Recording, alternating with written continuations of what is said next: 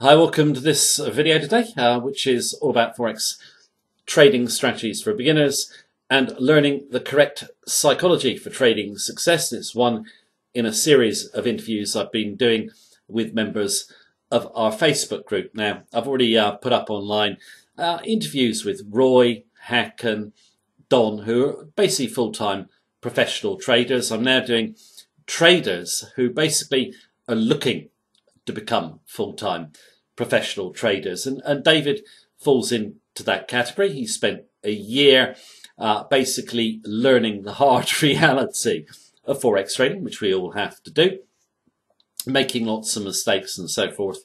Now he's got two strategies in place.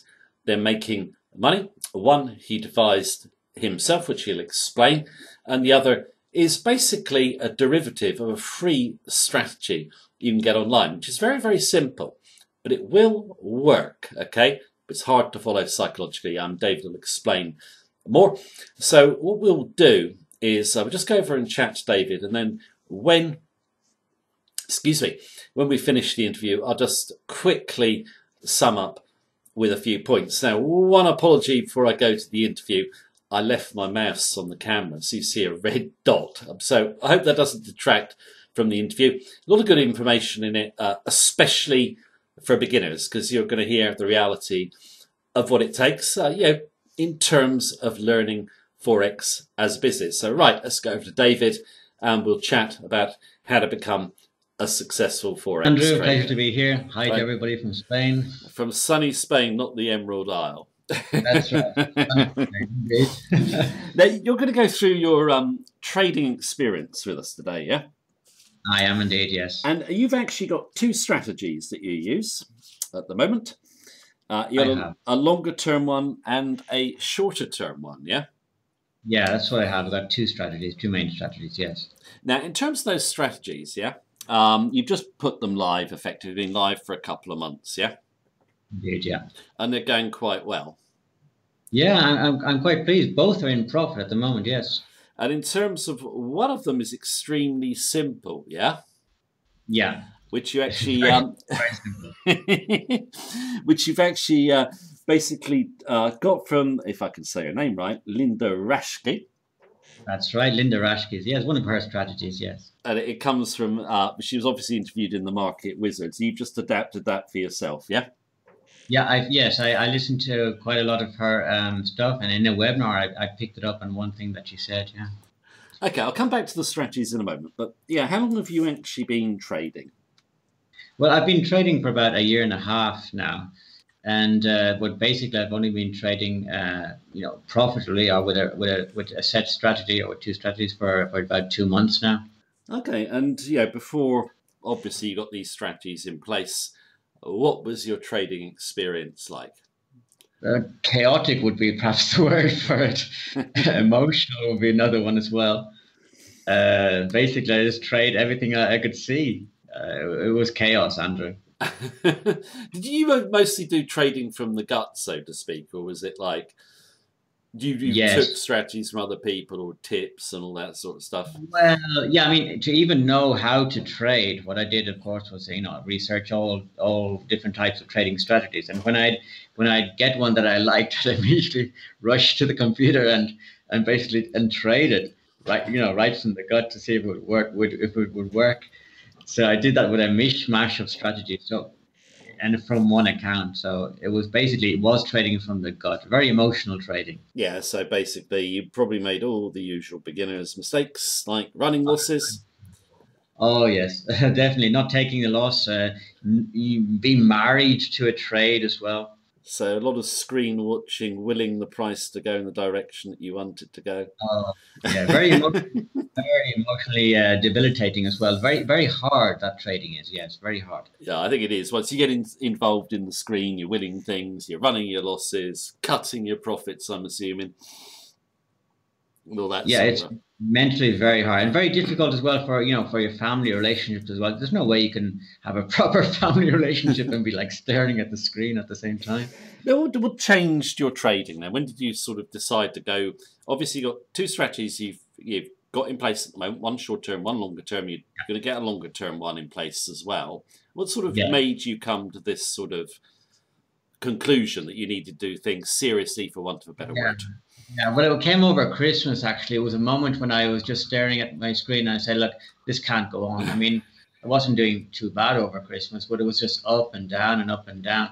And then I'd actually heard, an audiobook by Trading in the Zone by Mark Douglas, and I had it on my audiobook, but I actually started to listen to it when I was on a long car journey, and really, it really hit home. He talked about that trading, really, you shouldn't be trading trade by trade, but you really should be trading over a series, let's say 25 trades. Oh, yeah, so not taking it personally, etc., etc. I mean, Trading in the Zone is one of those kind of essential trading books, for want of a better word, I think. Yes, because yes, I agree. Yeah, it makes you see trading as a psychological game. Totally. In one sense, I knew that it was a psychological game, but until I had actually physically understood at a deep level that it was so psychological, it's only then that I actually changed. Okay. Now, actually, one thing I will mention is you were listening to this in a 5-hour car journey. Yeah? When are you taking your wife on holiday? I was, but I waited until she fell asleep before I put it on. I was going to say, she must have thought that's great. We're going on a car journey. We're going to listen to Mark Douglas. Anyway, moving on. Right. To your first strategy, okay, which is the one that you developed yourself. Yes. Just give me an insight into what it is. Well, this is my main bread and butter strategy. What it basically is, it's trading price action at support and resistance levels. And these are important support and resistance levels on the daily, weekly, and monthly support and resistance levels. Okay, so the big institutional levels, yeah? That's right. And then what I do is I look for top quality. I look for high. I'm basically looking for two things. I'm looking for reversals, which include also false breakouts, yep, and then continuation patterns. So basically, I'm looking for reversals, standard reversals. I'm looking for false breakouts, and then continuation patterns using using high quality candles. Now, what do you call a high quality candle? Yeah, well, basically at a let's say at a monthly level, when the price reaches it, something's going to happen. And what I'm looking for is I'm looking for a candle that would be, for example, like a hammer candle. I would be looking also for maybe what is called a railway tracks, where you have a red and a green candle of the same size. Yep. Or I'd also looking for a what's called an outside bar. Basically, yep, it's an bar. And those three patterns, there are a few more, but those three candles really are the ones that are giving me the most profits. Those are the ones I take, actually. Okay. Now, are you purely price action around these key levels, or do you use any indicators? No, I don't use any indicator at all. It's purely price action. So it's slightly, shall we say, subjective, because one has to decide if that's a good, the good candle. But I find the more strict I am with it, the better the setup, the less trades I take, but the better it is. Okay, yeah. So, I mean, I think you have to have a bit of subjectivity in any trading strategy. So you're not just taking any candle, you're going for what you consider are those high quality setups you've just seen. That's right. Okay, and in terms of the sort of trading, how would I put it, length of a trade, what is the average length of a trade for you on this strategy? Yes, on that strategy, I'm looking for basically momentum bursts. So really, what I find is that when you get a continuation setup, for example, the candle into the let's say a resistance line, and then when I get a consolidation, the candle that breaks out will be almost of the same height as the candle that came in. So I'm looking for a short-term momentum bursts, and that's with reversals and false breakout as well. So basically, it's a 2-day strategy. I basically close out 50% of my trade after the first day, on the close of that first daily candle, and then I close out the whole trade on the second day. Okay, so basically you're just taking half the profit off the table. That's right. And then, seeing if the other half runs on for you. That's right. And I'm moving up my stop then. If it's, if the stop is quite far away, after the first day, I'll move up my stop to break even, so that I'm in a risk-free trade. Okay, and in terms of the actual taking of the 50%, do you find that Yeah. helps restrict the Oh, drawdown? so much, Andrew. I mean, perhaps. Well, I mean, I'm still in my 25 trades there. I change. I'm going to change some things after those 25 trades. But what I found, it helps me enormously to get a little bit of profit with every, a consistent profit with every winning trade. So I'm not leaving money on the table. It's basically rewarding me for my good habits. I find it's very important that was very important for me to get a little bit of profit every day. Now, I must admit, in terms of doing 50-50s, you don't get the Yeah. best, obviously, but No, you don't get the worst. And that's right. also, I find when I do it in a slightly different way, but I'm always trying to take 50% because Yes, it relieves that psychological pressure. definitely. I mean, I mightn't get the optimum trade, so I mightn't get a 2-to-1 risk to reward ratio, but taking it on half day, I'll get a 1.5. I mean, that's fine over a period of time. It's psychologically so much less hard for me to do that. So it's a strategy I like, actually. That money management strategy on that. I love it as well. Actually, I think it makes me it makes a big difference to me as well. I don't think I'd be profitable without taking partial profits, which I've said in numerous videos. So I won't carry on with Yes. that one. Right now, in terms of the strategy, what sort of win to lose ratio does it have? Yeah, I'm looking at it. It's just below half. I mean, I haven't done that many trades, but as I said, been trading for basically 2 months. But it's just below half. However, so let's say a 45% win rate and 55% loss. But the normal win to normal risk to reward ratio will be maybe about 1.5, 1.6 to 1. So I'm still overall profitable on it. Okay, and how much do you risk per trade? I have a 1% risk per trade. Are you quite conservative? Oh, and I'm thinking as well, as I get bigger, I'm going to go to less. I think 1% of an account is actually quite a big percentage. Okay. No, that's very conservative. But in terms of, you are looking, I know obviously you put this strategy in place. We're going to chat about the other one in a moment. And then you're going Yeah. to do the longer term one as well. But you're looking at this as like, really to put, what's the word for it? A lot of equity in because you want to retire soon, don't you?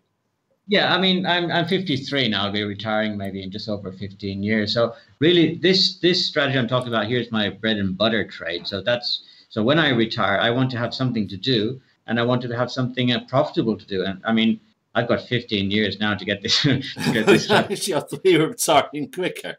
Yeah, Well, and you got plenty of time. Don't worry. I mean, I was worried about that I hadn't, but I know this is going to work, and I just know it's going to work. It's work, if I have discipline, I know I can come to the market and take money from it. It's a wonderful feeling. Like confidence. But no, it's going Yes. well so far, this strategy. But let's talk about this second strategy because I actually quite like this. And obviously, it comes from Linda Rashke. She Uh-huh. wrote can't say it. She wrote Street Smarts, didn't she? She did write Street Smarts, and I've been trying out some of her strategies there, and they're okay. It's a bit of intraday trading, which I'm not really into.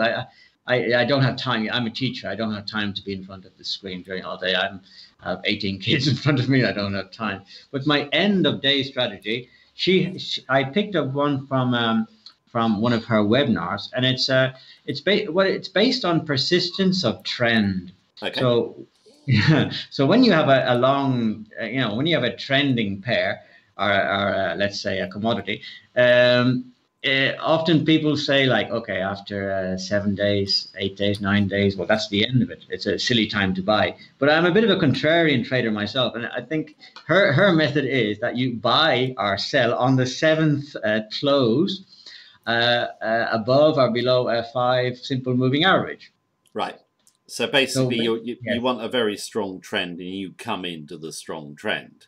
That's right. You come in when the trend is already being set, basically. If it's already closed 7 days above or below that 5 EMA, or sorry, not 5 SMA, and then you enter on the close of the seventh day. Okay, so you've been trying this strategy, obviously. You've put your own money management in, I think, haven't you? Yes, I've put my own money management in. I mean, as I said, I do my strategies now over a set 20 trades. So after I haven't done, I've done about 7 trades on this, and it's profitable at the moment. But when I get to 20 trades, I'll have a look and see how that money management strategy works. I mean, I'm moving my stop. Basically, I'm trailing my stop. Basically about 3 bars behind it. But I'll see how that goes. But at the moment, it's working. It's fine. Okay, and in terms of her strategies, they mostly designed, if I can remember rightly, for stock indexes and commodities. Are they That's right. not so much Forex? Yeah, that's right. So yes, it really only works if you have a fairly strong trend. So and basically, I find that the trends in Forex don't last for a long time. I'll see how this goes, but I'll probably stick to only daily bars on this one. Yeah, I think with it, in the Forex markets over the last couple of years, yeah, you don't tend to have such smooth trends, okay? But I think That's that's a right. lot to do with the way central banks have just like flooded the system with money. Now that's all coming out the system. We're getting more volatility and more trends, yeah. That's right. And That's yeah, okay, you're like me in a way. I think you're a bit of a contrary trader, yeah. Yes, definitely. How hard do you find it to follow a trend? Yeah, basically a trend. What did you call it? Trend persistence, or Mhm. following a long-term trend. Do you find that hard, or? Well, the hardest thing actually is to get into it because when a trend is like it's been going on for 7 days or when it are 7 weeks, let's say, then it's actually it's a little bit hard to get into it because it's already it's done. It's actually it's Yeah, over now. And putting your own money on the line there is hard. But then I do like the end of day trades where when you can actually forget about the trading during the day and then come back to it at the end of the day. That makes it so much easier. yes, So it I is. do find it hard, but I like the end of day trading makes it easier. Yeah, because yeah, it's one of those things. If you're using I mean, we all know that trends, can persist for a long time. Yeah, Yeah. I must admit, I find it hard to buy into trends in motion. I mean, when I Yes. say hard, I can do it obviously because I know that it'll work. But I find it much easier for me to go contrary. I love catching turning points or getting That's right. stopped out. It doesn't really matter too much. But yeah, we used to use a strategy here, which is kind of similar, which is Richard Donchian's 4 week rule. Ah, yes. I tried that over the summer. Yes. Very interesting. Yeah, you And just buy a 4 week high and then yes. wait, and then you reverse on a 4 week low and let it run. Yeah, Hmm. it sounds really simple because it's one rule, and that actually works. It Okay, does, Andrew. Yeah, that does work. and it's but it's so tough to follow. I found it's been less effective again because we haven't had such big trends. But I agree. I tried that one over the summer, and it was just starting to curve up in the equity curve when the psychological pressures hit me, and it went to pieces. You have yeah, to. no, it's a tough one to follow. I mean, you've got to. It's like set and forget. I mean, we used to only about 20 currencies, yeah, and you'd Yeah, that's find right. you were losing about 70%, but the ones that you won on just went on for months.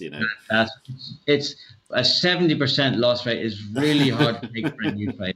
Yeah, because Really. the Richard Donchian's 4 week rule Yeah. is actually the basis of the turtle trading system. If you remember that, which is obviously done by Sure. Richard Dennis. And yeah, I'm just mentioning Donchian's rule. Obviously, you've mentioned Linda Rashke's system because while those systems are simple, Yeah. longer term they'll work, Yeah. but they're tough psychologically. Yeah, I do find her system tougher psychologically than the first system, but I really have strengthened up my psychological mentality using Mark Douglas. I can take it. Okay. Also, do you find? I mean, obviously, your early days you've obviously done all your testing on these strategies. Now you're trading them real time. Yeah. In the short period of time, do you find Rashke's strategy balances out your own strategy? Well, I'm actually finding that Rashki's strategy is on a. I mean, I've only been doing it for 2 months, but her is giving me a bigger percentage profit than the trading support and resistance, because once you get, as you said, once you get into a trend, one good one good one pays them all. It's going to. So it's very interesting strategy. What I'm going to do, I have two accounts with two different strategies, and basically the account that's giving me the better percentage profit is going to get the money when I'm actually feeding money into the account as well every month. So what I basically do is the one that gives me the better percentage profit is the one that gets the money. Okay, now in terms of it, what you'll find, I think, is because I think I know why Rashki's strategy has done quite well. Yeah, Is obviously because we've had sort of uptick in volatility. So yeah, we have that's right. had better trends. So I think, when you measure them out, you might Yeah, find, I'm not saying this will happen, it's like when her strategy does well, yeah, your strategy, because you're a contrary trader, may not do that's so right. well. Then when Right. markets are maybe a little bit less trending, yours will do well and hers won't do so well. Now, Yes, quite right. in terms of you want to do a third strategy, yeah, which is even longer term, yeah?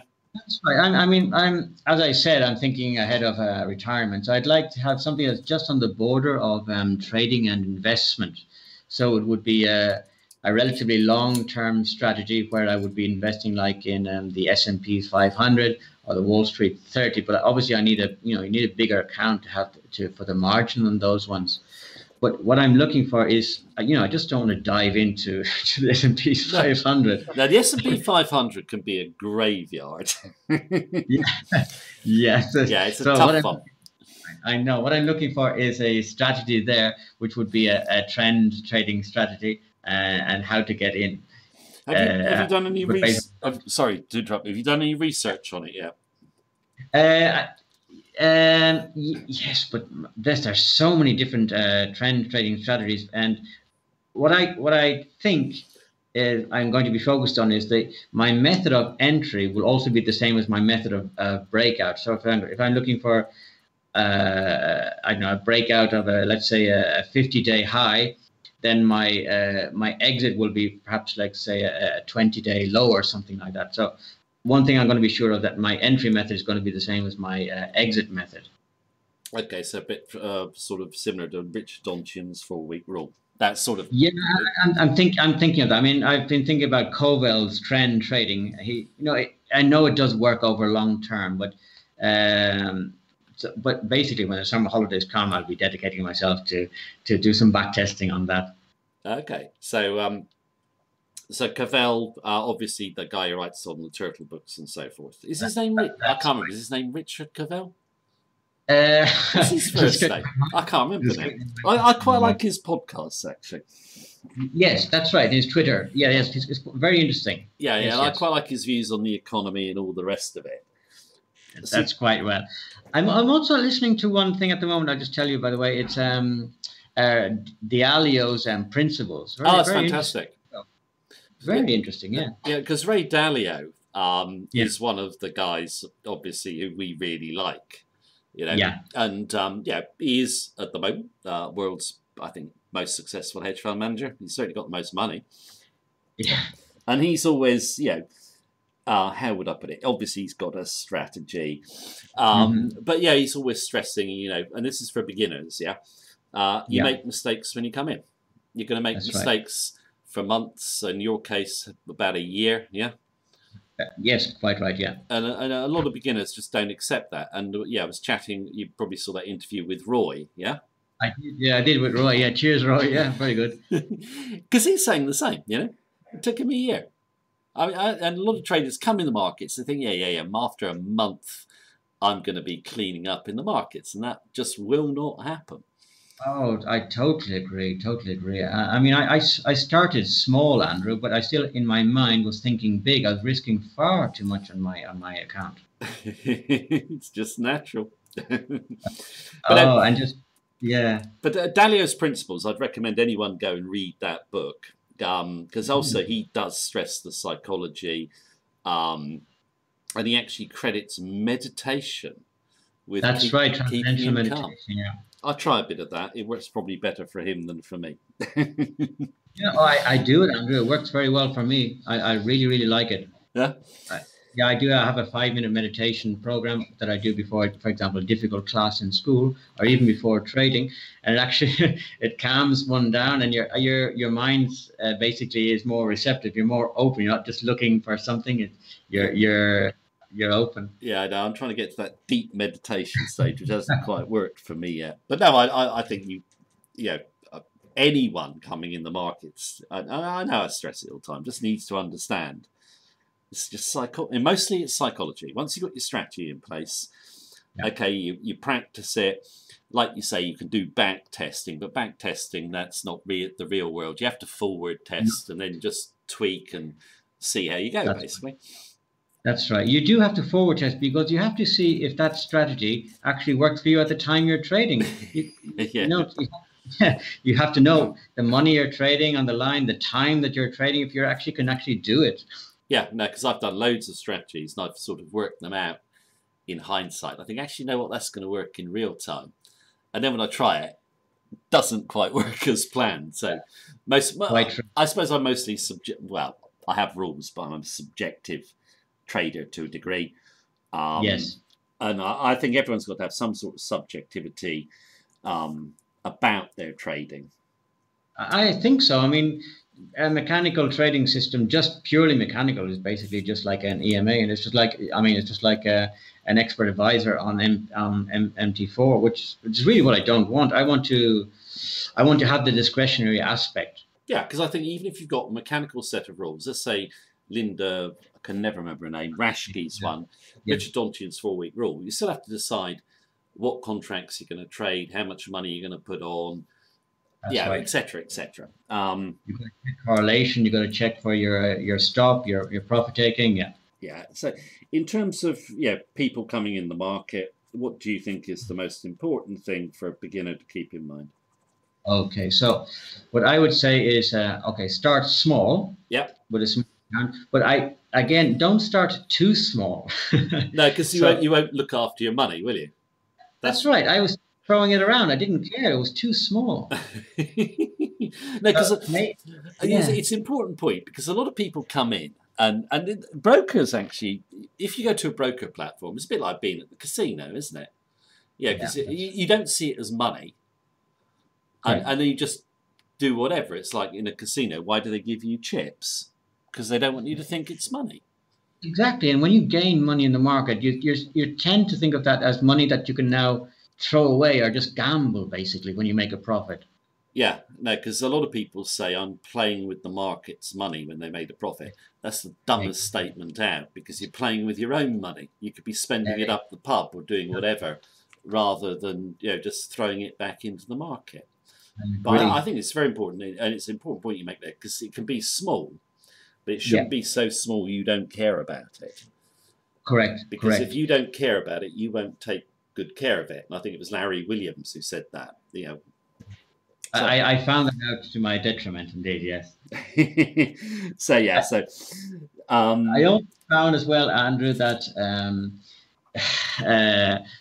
it's very easy to get fixated on a trade that's going to work and basically load it up and not to look at all at the possibilities that it mightn't work. That's very like confirmation bias.